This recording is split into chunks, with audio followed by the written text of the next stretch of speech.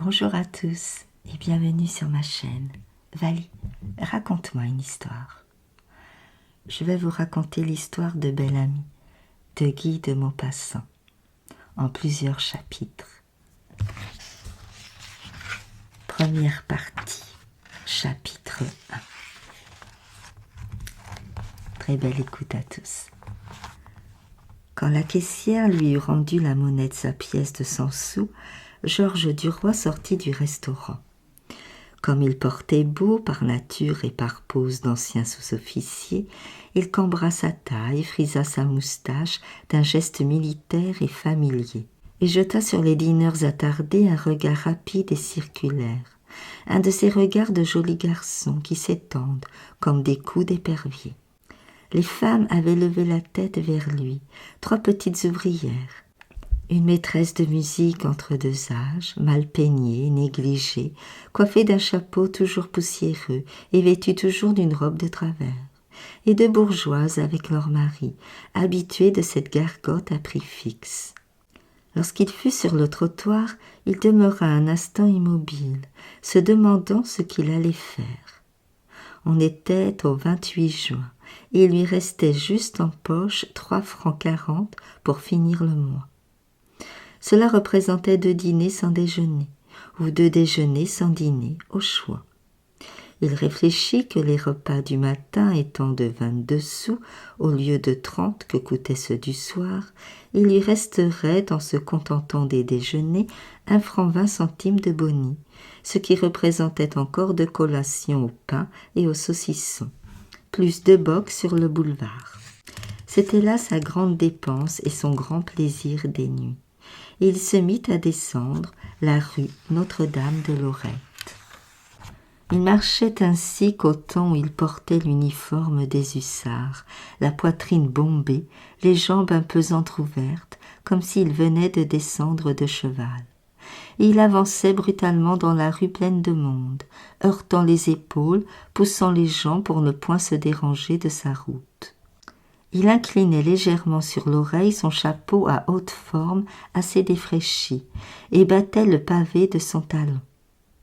Il avait l'air de toujours défier quelqu'un, les passants, les maisons, la ville entière, par chic de beaux soldats tombés dans le civil. Quoiqu'habillé d'un complet de 60 francs, il gardait une certaine élégance tapageuse, un peu commune, réelle cependant.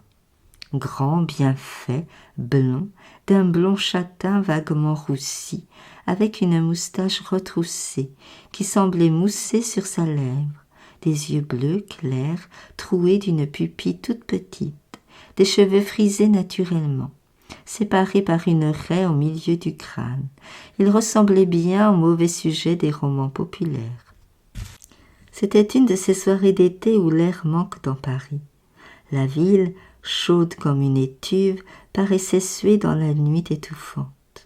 Les égouts soufflaient par leurs bouches de granit leur haleine empestée, et les cuisines souterraines jetaient à la rue, par leurs fenêtres basses, les miasmes infâmes des eaux de vaisselle et des vieilles sauces.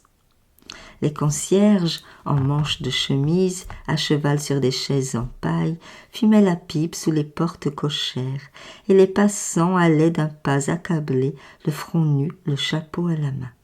Quand Georges Duroy parvint au boulevard, il s'arrêta encore, indécis sur ce qu'il allait faire. Il avait envie maintenant de gagner les Champs-Élysées et l'avenue du Bois de Boulogne, pour trouver un peu d'air frais sous les arbres. Mais un désir aussi le travaillait, celui d'une rencontre amoureuse. Comment se présenterait-elle? Il n'en savait rien, mais il l'attendait depuis 3 mois, tous les jours, tous les soirs.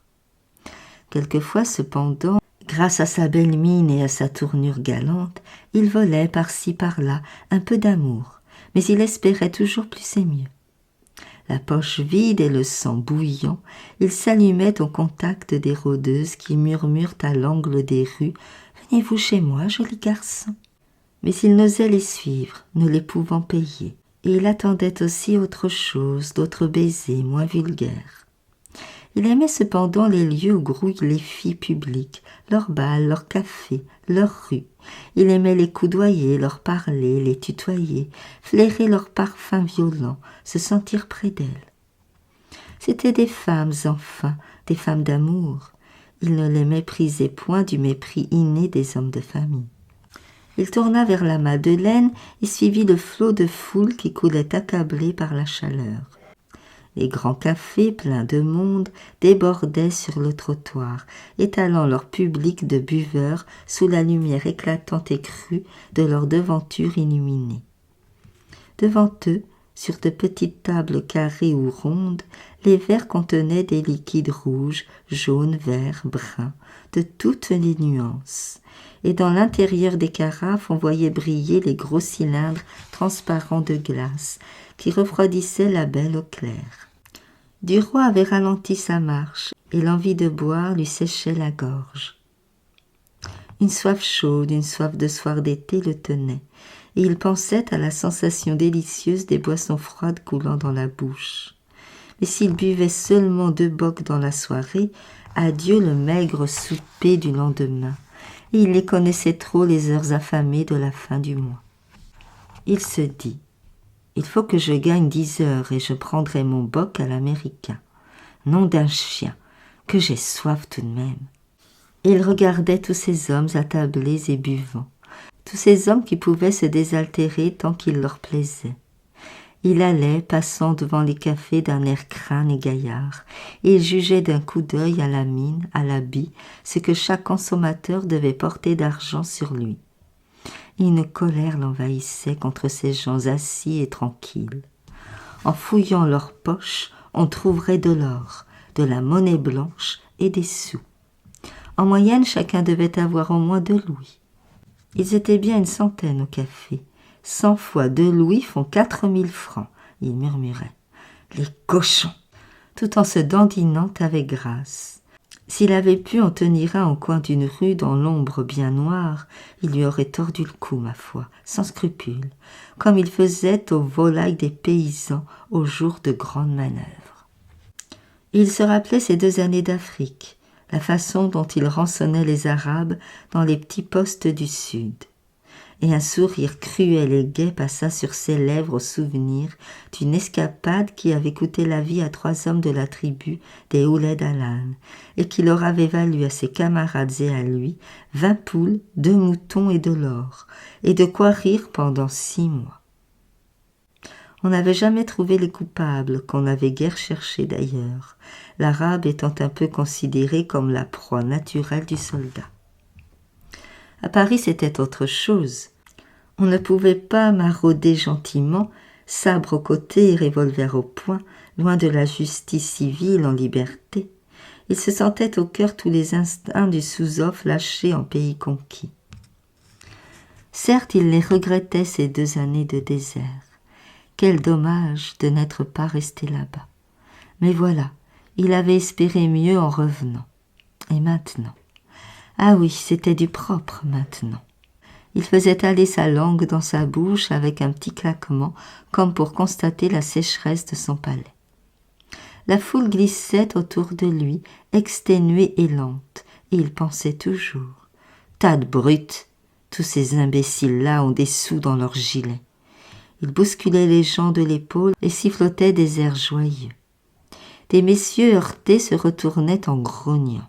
Des femmes prononçaient: « Voilà l'animal !» Il passa devant le vaudeville et s'arrêta en face du café américain, se demandant s'il n'allait pas prendre son boc, tant la soif le torturait. Avant de se décider, il regarda l'heure aux horloges lumineuses, au milieu de la chaussée. Il était 9h15. Il se connaissait. Dès que le verre plein de bière serait devant lui, il l'avalerait. Que ferait-il ensuite, jusqu'à 11h? Il passa. « J'irai jusqu'à la Madeleine, se dit-il, et je reviendrai tout doucement. » Quand il arrivait au coin de la place de l'Opéra, il croisa un gros jeune homme, dont il se rappela vaguement avoir vu la tête quelque part. Il se mit à le suivre, en cherchant dans ses souvenirs, et répétant à mi-voix: « Où diable ai-je connu ce particulier-là ?» Il fouillait dans sa pensée sans parvenir à se le rappeler. Puis tout d'un coup, par un singulier phénomène de mémoire, le même homme lui apparut, moins gros, plus jeune, vêtu d'un uniforme de hussard. Il s'écria tout haut. « Tiens, Forestier !» Et allongeant le pas, il alla frapper sur l'épaule du marcheur. L'autre se retourna, le regarda, puis dit « Qu'est-ce que vous me voulez, monsieur ?» Duroy se mit à rire. « Tu ne me reconnais pas ?»« Non. Georges Duroy, du 6e hussard. » Forestier tendit les deux mains. « Oh, mon vieux, comment vas-tu ?»« Très bien, et toi ?»« Oh, moi, pas trop. Figure-toi que j'ai une poitrine de papier mâché maintenant. Je tousse 6 mois sur 12, à la suite d'une bronchite que j'ai attrapée à Bougival, l'année de mon retour à Paris. Voici 4 ans maintenant. »« Tiens, tu as l'air solide pourtant. » Et Forestier, prenant le bras de son ancien camarade, lui parla de sa maladie, lui raconta les consultations, les opinions et les conseils des médecins, la difficulté de suivre leurs avis dans sa position. On lui ordonnait de passer l'hiver dans le Midi, mais le pouvait-il? Il était marié et journaliste, dans une belle situation. Je dirige la politique à la vie française, je fais le Sénat au Salut et de temps en temps des chroniques littéraires pour la Planète. Voilà, j'ai fait mon chemin. Duroy, surpris, le regardait. Il était bien changé, bien mûri. Il avait maintenant une allure, une tenue, un costume d'homme posé, sûr de lui, et un ventre d'homme qui dîne bien. Autrefois il était maigre, mince et souple, étourdi, casseur d'assiettes, tapageur et toujours en train. En 3 ans, Paris en avait fait quelqu'un de tout autre, de gros et de sérieux, avec quelques cheveux blancs sur les tempes, bien qu'il n'eût pas plus de 27 ans. Forestier demanda « Où vas-tu » Duroy répondit « Nulle part, je fais un tour avant de rentrer. » « Eh bien, veux-tu m'accompagner à la vie française, où j'ai des épreuves à corriger, puis nous irons prendre un boc ensemble. » « Je te suis. » Ils se mirent à marcher en se tenant par le bras, avec cette familiarité facile qui subsiste entre compagnons d'école et entre camarades de régiment. « Qu'est-ce que tu fais à Paris ?» dit Forestier. Duroy haussa les épaules. « Je crève de faim, tout simplement. Une fois mon temps fini, j'ai voulu venir ici pour faire fortune, ou plutôt pour vivre à Paris. Et voilà 6 mois que je suis employé au bureau du chemin de fer du Nord, à 1500 francs par an. Rien de plus. » Forestier murmura. « Bigre, ce n'est pas gras. »« Je te crois. Mais comment veux-tu que je m'en tire? Je suis seul, je ne connais personne, je ne peux me recommander de personne. Ce n'est pas la bonne volonté qui me manque, mais les moyens. » Son camarade le regarda des pieds à la tête, en homme pratique, qui juge un sujet, puis il prononça d'un ton convaincu. « Vois-tu, mon petit, tout dépend de l'aplomb ici. Un homme un peu malin devient plus facilement ministre que chef de bureau. Il faut s'imposer et non pas demander. Mais comment diable n'as-tu pas trouvé mieux qu'une place d'employé au Nord ?» Duroy reprit. « J'ai cherché partout, je n'ai rien découvert, mais j'ai quelque chose en vue en ce moment. On m'offre d'entrer comme écuyer au manège pèlerin. Là, j'aurai au bas mot 3000 francs. » Forestier s'arrêta net. « Ne fais pas ça, c'est stupide. Quand tu devrais gagner 10 000 francs, tu te fermes l'avenir du coup. Dans ton bureau, au moins, tu es caché. Personne ne te connaît. Tu peux en sortir si tu es fort. Et faire ton chemin. Mais une fois écuyer, c'est fini. C'est comme si tu étais maître d'hôtel dans une maison où tout Paris va dîner. Quand tu auras donné des leçons d'équitation aux hommes du monde ou à leurs fils, ils ne pourront plus s'accoutumer à te considérer comme leur égal. » Il se tut, réfléchit quelques secondes, puis demanda. « Es-tu bachelier ?»« Non, j'ai échoué 2 fois. Ça ne fait rien, du moment que tu as poussé tes études jusqu'au bout. Si on parle de Cicéron ou de Tibère, tu sais à peu près ce que c'est. »« Oui, à peu près. »« Bon, personne n'en sait davantage, à l'exception d'une vingtaine d'imbéciles qui ne sont pas fichus de se tirer d'affaire. Ce n'est pas difficile de passer pour fort, va. Le tout est de ne pas se faire pincer en flagrant délit d'ignorance. On manœuvre, on esquive la difficulté, on tourne l'obstacle et on colle les autres au moyen d'un dictionnaire. Tous les hommes sont bêtes comme des oies et ignorants comme des carpes. Il parlait en gaillard tranquille qui connaît la vie, et il souriait en regardant passer la foule. Mais tout d'un coup il se mit à tousser, et s'arrêta pour laisser finir la quinte, puis d'un ton découragé. Est-ce pas assommant de ne pouvoir se débarrasser de cette bronchite? Et nous sommes en plein été. Oh, cet hiver j'irai me guérir à Menton. Tant pis, ma foi, la santé avant tout. Ils arrivèrent au boulevard Poissonnière, devant une grande porte vitrée, derrière laquelle un journal ouvert était collé sur les deux faces. 3 personnes arrêtées le lisaient. Au-dessus de la porte s'étalait, comme un appel, en grandes lettres de feu dessinées par des flammes de gaz, « La vie française ». Et les promeneurs, passant brusquement dans la clarté que jetaient ces 3 mots éclatants, apparaissaient tout à coup en pleine lumière, visibles, clairs et nets comme au milieu du jour, puis rentraient aussitôt dans l'ombre.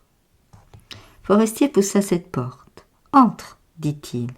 Duroy entra, monta un escalier luxueux et sale que toute la rue voyait, parvint dans une antichambre dont les 2 garçons de bureau saluèrent son camarade, puis s'arrêta dans une sorte de salon d'attente, poussiéreux et fripé, tendu de faux velours d'un vert pisseux, criblé de taches et rongé par endroits, comme si des souris l'eussent grignoté.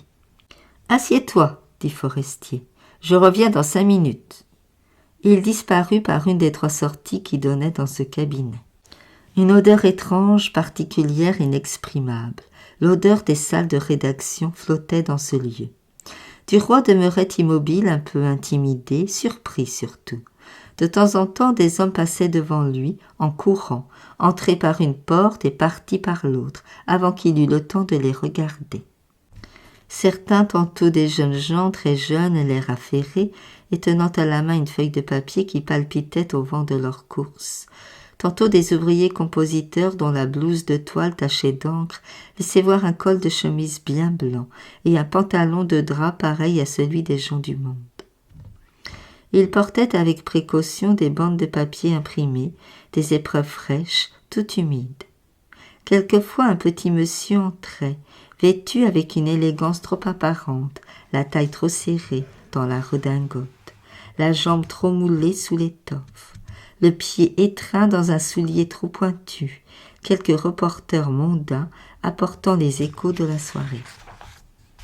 D'autres encore arrivaient, graves, importants, coiffés de hauts chapeaux à bords plats, comme si cette forme les eût distingués du reste des hommes. Forestier reparut tenant par le bras un grand garçon maigre, de 30 à 40 ans, en habit noir et en cravate blanche, très brun, la moustache roulée en pointes aiguës et qui avait l'air insolent et content de lui. Forestier lui dit « Adieu, cher maître ». L'autre lui serra la main. « Au revoir, mon cher », et il descendit l'escalier en sifflotant la canne sous le bras. Duroy demanda « Qui est-ce » ? C'est Jacques Rival, tu sais, le fameux chroniqueur, le duelliste. Il vient de corriger ses épreuves. Garin, Montel et lui sont les 3 premiers chroniqueurs d'esprit et d'actualité que nous ayons à Paris. Ils gagnent ici 30 000 francs par an pour 2 articles par semaine. Et comme ils s'en allaient, ils rencontrèrent un petit homme à longs cheveux, gros d'aspect malpropre, qui montait les marches en soufflant. Forestier salua très bas. « Norbert de Varenne, dit-il, le poète, l'auteur des Soleils morts, encore un homme dans les grands prix. Chaque conte qu'il nous donne coûte 300 francs, et les plus longs n'ont pas 200 lignes. Mais entrons au napolitain, je commence à crever de soif. » Dès qu'ils furent assis devant la table du café, Forestier cria « De bock !» et il avala le sien d'un seul trait, tandis que Duroy buvait la bière à lente gorgée, la savourant et la dégustant comme une chose précieuse et rare. Son compagnon se taisait, semblait réfléchir, puis tout à coup « Pourquoi n'essaierais-tu pas du journalisme ?» L'autre, surpris, le regarda, puis il dit « Mais c'est que je n'ai jamais rien écrit. » « Bah, on essaie, on commence. Moi, je pourrais t'employer à aller chercher des renseignements, à faire des démarches et des visites. Tu aurais au début 250 francs et tes voitures payées. Veux-tu que j'en parle au directeur? Mais certainement que je veux bien. Alors fais une chose, viens dîner chez moi demain. J'ai 5 ou 6 personnes seulement. Le patron, M. Walter, sa femme, Jacques Rival et Norbert de Varenne, que tu viens de voir, plus une amie de Madame Forestier. Est-ce entendu? Duroy hésitait, rougissant, perplexe. Il murmura enfin, « C'est que je n'ai pas de tenue convenable. » Forestier fut stupéfait. « Tu n'as pas d'habit? Bigre, en voilà une chose indispensable pourtant. À Paris, vois-tu, il vaudrait mieux n'avoir pas de lit que pas d'habit. » Puis tout à coup, fouillant dans la poche de son gilet, il en tira une pincée d'or, prit 2 louis, les posa devant son ancien camarade, et d'un ton cordial et familier. « Tu me rendras ça quand tu pourras. Loue ou achète au mois en donnant un acompte, les vêtements qu'il te faut. Enfin, arrange-toi, mais viens dîner à la maison. Demain, 7h30, 17 rue Fontaine. » Duroy, troublé, ramassait l'argent en balbutiant. « Tu es trop aimable, je te remercie bien, sois certain que je n'oublierai pas. » L'autre l'interrompit. « Allons, c'est bon, encore un boc, n'est-ce pas ?» Et il cria. « Garçon, 2 bocs !» Puis, quand ils les eurent bu, le journaliste demanda. « Veux-tu flâner un peu pendant 1 heure ?» « Mais certainement. » Ils se remirent en marche vers la Madeleine. « Qu'est-ce que nous ferions bien ?» demanda Forestier. « On prétend qu'à Paris, un flâneur peut toujours s'occuper. Ça n'est pas vrai. Moi, quand je veux flâner le soir, je ne sais jamais où aller. Un tour au bois n'est amusant qu'avec une femme, et on n'en a pas toujours une sous la main. Les cafés-concerts peuvent distraire mon pharmacien et son épouse, mais pas moi. Alors, quoi faire? Rien. Il devrait y avoir ici un jardin d'été comme le parc Monceau, ouvert la nuit, où on entendrait de la très bonne musique en buvant des choses fraîches sous les arbres. Ce ne serait pas un lieu de plaisir, mais un lieu de flâne, et on paierait cher pour entrer, afin d'attirer les jolies dames. On pourrait marcher dans les allées bien sablées, éclairées à la lumière électrique et s'asseoir quand on voudrait pour écouter la musique de près ou de loin. Nous avons eu à peu près ça autrefois chez Musard, mais avec un goût de bastringue et trop d'air de danse, pas assez d'étendue, pas assez d'ombre, pas assez de sombre. Il faudrait un très beau jardin, très vaste, ce serait charmant. Où veux-tu aller ? Duroy, perplexe, ne savait que dire. Enfin, il se décida. « Je ne connais pas les Folies Bergères, j'y ferai volontiers un tour. » Son compagnon s'écria. « Les Folies Bergères, bigre! Nous y cuirons comme dans une rôtissoire. Enfin, soit, c'est toujours drôle. » Et ils pivotèrent sur leurs talons pour gagner la rue du faubourg Montmartre. La façade illuminée de l'établissement jetait une grande lueur dans les 4 rues qui se joignent devant elle. Une file de fiacres attendait la sortie. Forestier entrait, Duroy l'arrêta. « Nous oublions de passer au guichet. » L'autre répondit d'un ton important. « Avec moi, on ne paie pas. » Quand il s'approcha du contrôle, les 3 contrôleurs le saluèrent. Celui du milieu lui tendit la main. Le journaliste demanda. « Avez-vous une bonne loge ?»« Mais certainement, monsieur Forestier. » Il prit le coupon qu'on lui tendait, poussa la porte matelassée à battants garnis de cuir. Ils se trouvèrent dans la salle. Une vapeur de tabac voilait un peu comme un très fin brouillard les parties lointaines, la scène et l'autre côté du théâtre. Et s'élevant sans cesse en minces filets blanchâtres de tous les cigares et de toutes les cigarettes que fumaient tous ces gens, cette brume légère montait toujours, s'accumulait au plafond et formait, sous le large dôme, autour du lustre, au-dessus de la galerie du premier chargé de spectateurs, un ciel ennuagé de fumée. Dans le vaste corridor d'entrée qui mène à la promenade circulaire, où rôde la tribu parée des filles, mêlée à la foule sombre des hommes, Un groupe de femmes attendait les arrivants devant un des 3 comptoirs où trônaient, fardées et défraîchies, 3 marchandes de boissons et d'amour.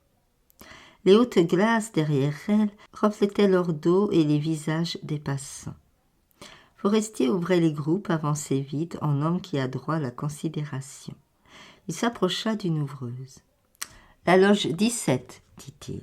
« Par ici, monsieur. » Et on les enferma dans une petite boîte en bois, découverte, tapissée de rouge, et qui contenait 4 chaises de même couleur, si rapprochées qu'on pouvait à peine se glisser entre elles. Les 2 amis s'assirent, et, à droite comme à gauche, suivant une longue ligne arrondie, aboutissant à la Seine par les 2 bouts, une suite de cases semblables contenait des gens assis également et dont on ne voyait que la tête et la poitrine. Sur la Seine, 3 jeunes hommes en maillot collant, un grand, un moyen, un petit, faisaient tour à tour des exercices sur un trapèze. Le grand s'avançait d'abord, à pas courts et rapides, en souriant, et saluait avec un mouvement de la main comme pour envoyer un baiser. On voyait sous le maillot se dessiner les muscles des bras et des jambes. Il gonflait sa poitrine pour dissimuler son estomac trop saillant. Et sa figure semblait celle d'un garçon coiffeur, car une raie soignée ouvrait sa chevelure en 2 parties égales, juste au milieu du crâne. Il atteignait le trapèze d'un bond gracieux, et pendu par les mains tournait autour comme une roue lancée, ou bien les bras roides, le corps droit, il se tenait immobile, couché horizontalement dans le vide, attaché seulement à la barre fixe par la force des poignets. Puis il sautait à terre, saluait de nouveau en souriant sous les applaudissements de l'orchestre et allait se coller contre le décor en montrant bien à chaque pas la musculature de sa jambe. Le second, moins haut, plus trapu, s'avançait à son tour et répétait le même exercice que le dernier recommençait encore, au milieu de la faveur plus marquée du public. Mais Duroy ne s'occupait guère du spectacle. Et la tête tournée, il regardait sans cesse derrière lui le grand promenoir plein d'hommes et de prostituées. Forestier lui dit « Remarque donc l'orchestre, rien que des bourgeoises avec leurs femmes et leurs enfants, de bonnes têtes stupides qui viennent pour voir. » Aux loges, des boulevardiers, quelques artistes, quelques filles de demi-choix. Et derrière nous, le plus drôle de mélange qui soit dans Paris.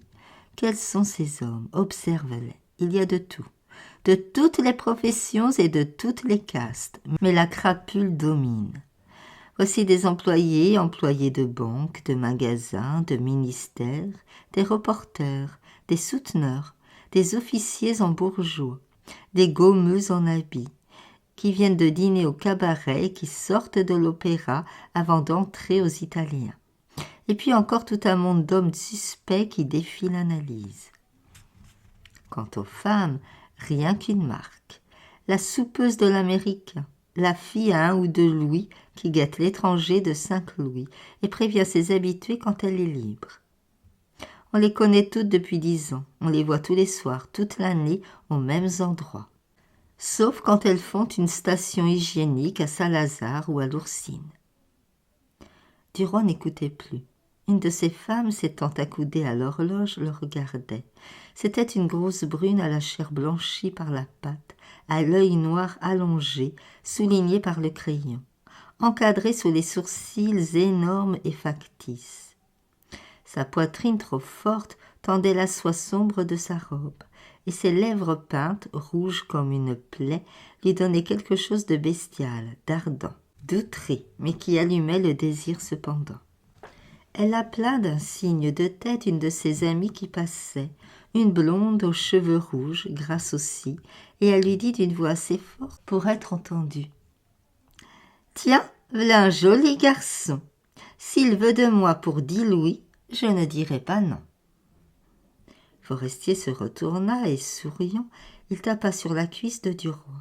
« C'est pour toi, ça. Tu as du succès, mon cher. Mes compliments. » L'ancien sous-off avait rougi, et il tâtait d'un mouvement machinal du doigt les 2 pièces d'or dans la poche de son gilet.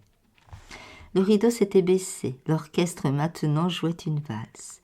Duroy dit si nous faisions un tour dans la galerie, comme tu voudras. » Ils sortirent et furent aussitôt entraînés dans le courant des promeneurs. Pressés, poussés, serrés, ballottés, ils allaient, ayant devant les yeux un peuple de chapeaux.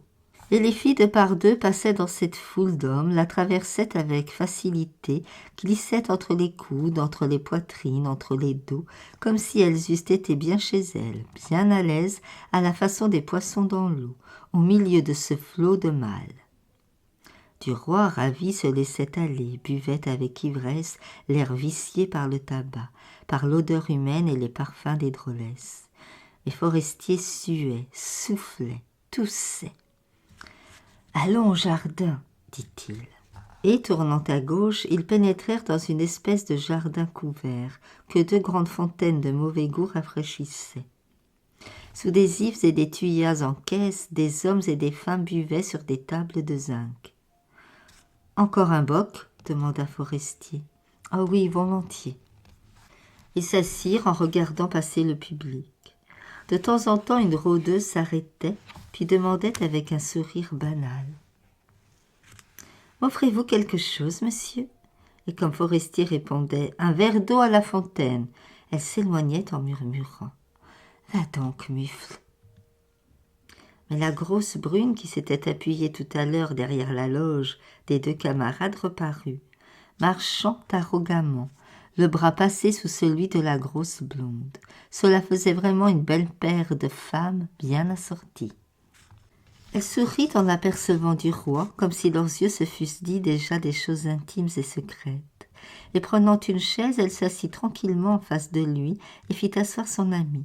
Puis elle commanda d'une voix claire. « Garçon, deux grenadines !» Forestier surpris prononça. « Tu ne te gênes pas, toi ?» Elle répondit. « C'est ton ami qui me séduit. C'est vraiment un joli garçon. Je crois qu'il me ferait faire des folies. » Du roi intimidé ne trouvait rien à dire. Il retroussait sa moustache frisée en souriant d'une façon niaise. Le garçon apporta les sirops que les femmes burent d'un seul trait. Puis elles se levèrent et la brune, avec un petit salut amical de la tête et un léger coup d'éventail sur le bras, dit à du roi. « Merci, mon chat, tu n'as pas la parole facile. » Et elles partirent en balançant leur croupe. Alors Forestier se mit à rire. « Dis donc, mon vieux, sais-tu que tu as vraiment du succès auprès des femmes ? Il faut soigner ça, ça peut te mener loin. » Il se tut une seconde, puis reprit avec ce ton rêveur des gens qui pensent tout haut. « C'est encore par elle qu'on arrive le plus vite. » Et comme Duroy souriait toujours sans répondre, il demanda. « Est-ce que tu restes encore ? Moi je vais rentrer, j'en ai assez. » L'autre murmura. « Oui, je reste encore un peu, il n'est pas tard. » Forestier se leva. « Eh bien, adieu alors. À demain. N'oublie pas, 17 rue Fontaine, 7h30. C'est entendu, à demain. Merci. » Ils se serrèrent la main et le journaliste s'éloigna. Dès qu'il eut disparu, Duroy se sentit libre, et de nouveau il tâta joyeusement les 2 pièces d'or dans sa poche. Puis, se levant, il se mit à parcourir la foule qu'il fouillait de l'œil. Il les aperçut bientôt, les 2 femmes, la blonde et la brune, qui voyageaient toujours de leur allure fière de mendiante à travers la cohue des hommes.